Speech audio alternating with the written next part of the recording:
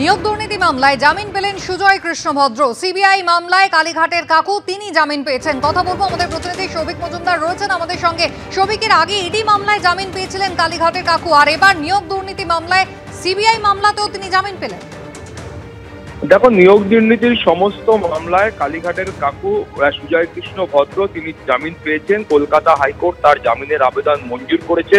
তুমি জানো যে সিবিআই এর দায়ের করা এই যে মামলায় আজকে তিনি জামিন পেলেন, এই মামলাতে তিনি এতদিন পর্যন্ত অন্তর্বর্তী জামিনে ছিলেন, অর্থাৎ কলকাতা হাইকোর্ট স্বাস্থ্যের কারণে তার অন্তর্বর্তী জামিনের আবেদন মঞ্জুর করেছিল এবং আজকে সেই স্থায়ী জামিনের আবেদন কলকাতা হাইকোর্টের তরফ থেকে মঞ্জুর করা হলো। কিছু শর্ত আরোপ করা হয়েছে। প্রথমত বলা হয়েছে যে বিশেষ আদালতে যখন শুনানি হবে তার প্রত্যেক দিন তাকে উপস্থিত থাকতে হবে এবং তিনি কলকাতা ছেড়ে বাইরে যেতে পারবেন না, পাসপোর্ট জমা রাখতে হবে, তথ্য বিকৃত করতে পারবেন না এবং তাছাড়াও সপ্তাহে একদিন তদন্তকারী আধিকারিকের সঙ্গে দেখা করতে হবে।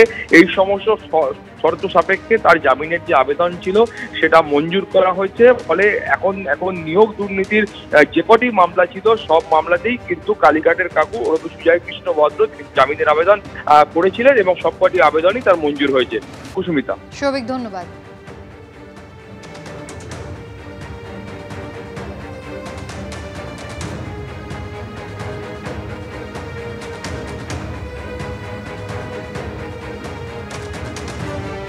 নিয়োগ দুর্নীতি মামলায় সমস্ত মামলাগুলোতেই জামিন পেলেন কালীঘাটের কাকু সুজয় কৃষ্ণ ভদ্র। আগে ইডি মামলায় তিনি জামিন পেয়েছিলেন, সিবিআই মামলাতেও জামিন পেয়েছেন তিনি।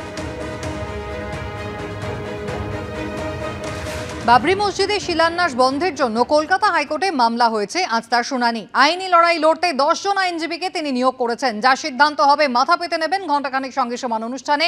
সাসপেন্ডেড তৃণমূল বিধায়ক হুমায়ুন কবির কি জানিয়েছিলেন গতকাল দেখুন। এই শিলান্যাস বন্ধ করার জন্য কলকাতা হাইকোর্টে কিন্তু একটা মামলা হয়েছে। আমি জানি না আগামীকাল তার শুনানি হবে কি না, হয়তো হয়েও যেতে পারে। আমি বলছি, আপনি জানেন যে সাম্প্রদায়িক উত্তেজনা ছড়ানো হচ্ছে, এই উদ্যোগকে এখানে বন্ধ করা হোক। হ্যাঁ, আপনার প্রতিক্রিয়া শোনেন।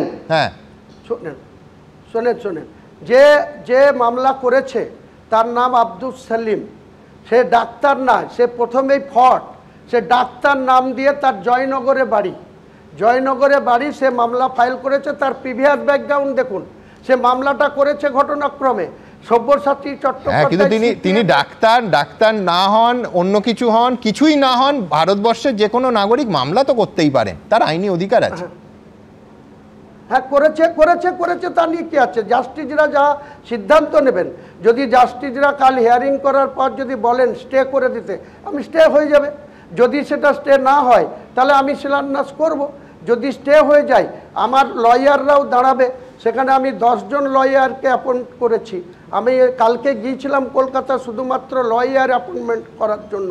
আমি বিকাশ রঞ্জন ভট্টাচার্য, আমি বলছি আপনি 10 জন আইনজীবীকে রিক্রুট করেছেন মানে এই কাজে। আর বিকাশ রঞ্জন ভট্টাচার্যের সঙ্গে কি বলছিলেন? আমি বাক্যটা শেষ হলো না। হ্যাঁ, বিকাশ আমি শুনেছি যে মামলা করেছে তারা নাকি এই সব্যসাচী চট্টোপাধ্যায় এবং আরও একজন সাইদ হোসেন, তিনি মামলাটা ফাইল করেছেন। আমি মামলার ডিড যা দেখেছি। তো সেই মামলার হয়ে তারা লড়বে। আমার হয়েও 10 জন আইনজীবী কাল হাইকোর্টে যদি হিয়ারিং হয় তাহলে তার জন্য তারা লড়বে। যা জাস্টিসরা সিদ্ধান্ত নেবে আমি মাথা পেতে নেব। আমি আইনকে সম্মান জানাবো। এবিপি আনন্দ, এগিয়ে থাকে, এগিয়ে রাখে।